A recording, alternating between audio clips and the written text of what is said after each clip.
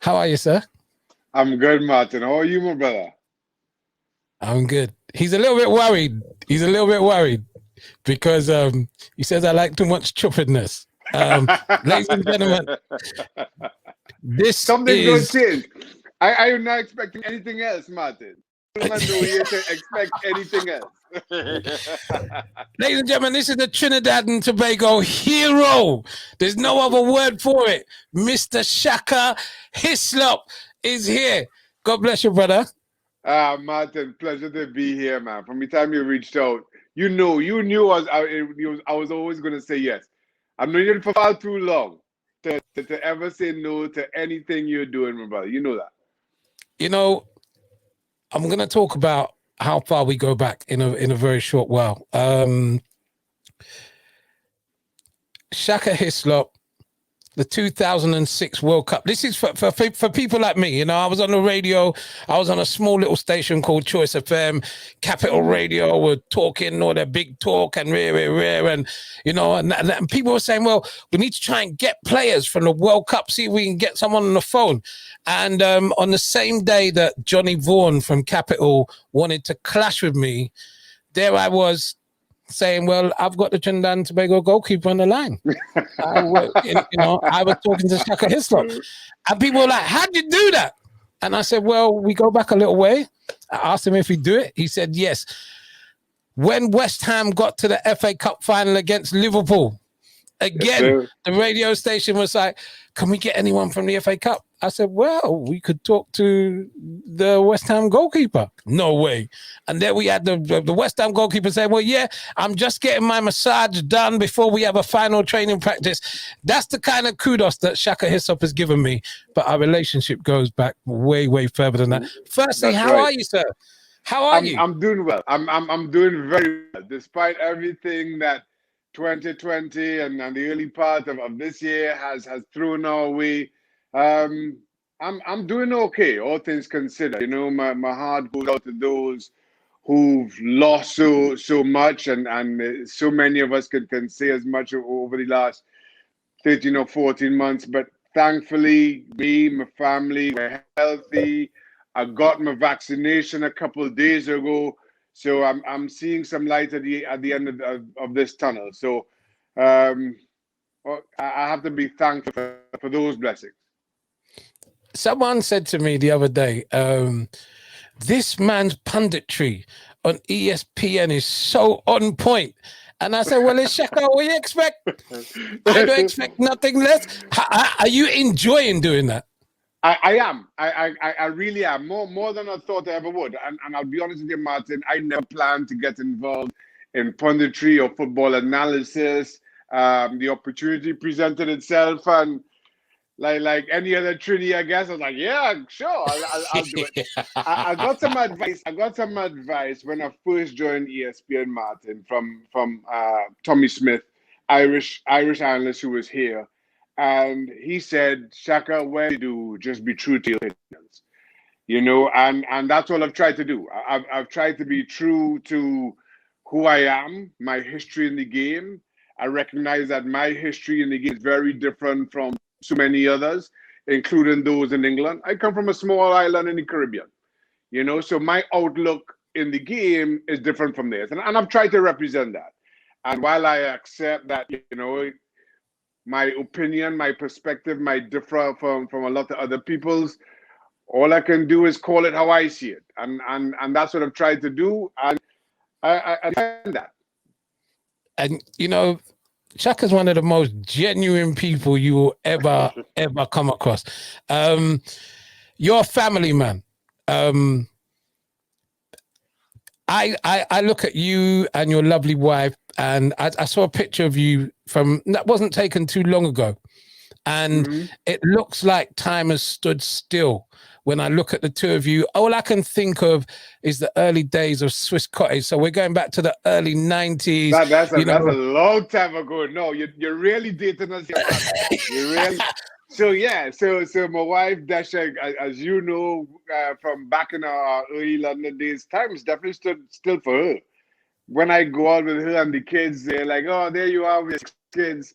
That's what I have to put up with now, you know. So, but yeah. But as I say, that is a long time. You go back when you start talking Scottish. You're dating us, Martin. We supposed to be lying about how old we are. Now Well, no, everybody you knows. see, the reason I'm bringing it up is that, you know, for me as a man, I look up to you as a family man. Yeah.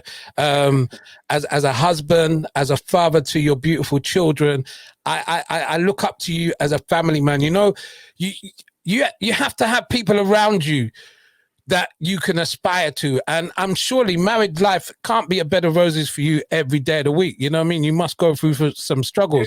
But Mhm. I wanna have those pictures where Pauline is by my side in years to come, and I can say, we've done it. You know what I mean? We've gone through Yeah. the ups and downs, and we stuck through it. And you typify that as a family man, which was one of the main reasons that I wanted you on this conversation, because of what is happening in Trinidad and Tobago, and how you would view it. So let's deal with that very quickly. What's your thoughts on the current climate of gender-based violence in Trinidad and Tobago in particular? We know it happens around the world, but let's deal with Trinidad and Tobago for now. It's heartbreaking on a number of levels, to see where it's escalated to, and how our women in Trinidad and Tobago don't feel safe doing the most simple of jobs or tasks. Women can't walk down the street without feeling harassed. They can't get into a taxi by themselves without fearing for their lives. I think that's heartbreaking to recognize where we are right now. I also think, as a man, as somebody who has grown up in Trinidad and Tobago, we also have to recognize how some of our own behaviors, as menial as maybe we thought they were back in the day, have contributed to where we are today. Whether it's, you know, shouting things in the street that we think are just funny, or, you know, don't necessarily have an impact. But we, as men, we have contributed to where this has escalated. And now, don't get me wrong, I'm not saying that, you know, if you suited a woman, or if you said something that you just thought was clever or funny, but could have been interpreted the other way, doesn't mean that you are now part of you know, the part of that small group of men who are hurting our men daily. We've contributed to a culture that has allowed the extremes in our society, in our communities, to bridge that gap, from going from some of those some of those behaviors to some of these more heinous acts that our women are having to deal with. As a man, I feel a responsibility to address maybe some of my own actions, and to that point, some of my own inactions, which is why when you called and asked if I'd be on here, I see this as being able to address a lot of my inactions over the years. And we have a duty to address those. We have a duty to our women. We have a duty to our communities. I feel, and we've had this discussion many times. And you know me as a person. You know some of my own work in this charitable space over the years.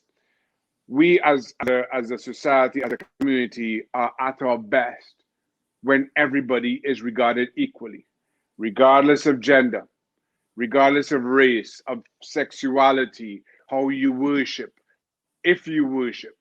That's when we're at our best.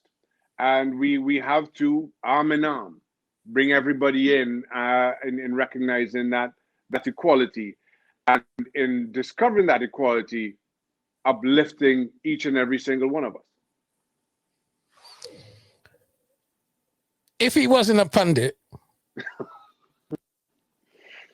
he could run for Prime Minister of Trinidad and Tobago very, very easily. I'm not, this is no mama guy. I know it might sound like a mama guy to you, but just listening to Shaka talk there, that was just poetry beyond belief, man. And I really appreciate that.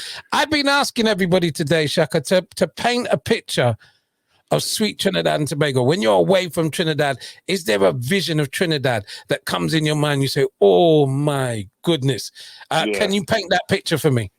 All right, I'll try. And I accept that Trinidad means a lot of different things to a lot of different people.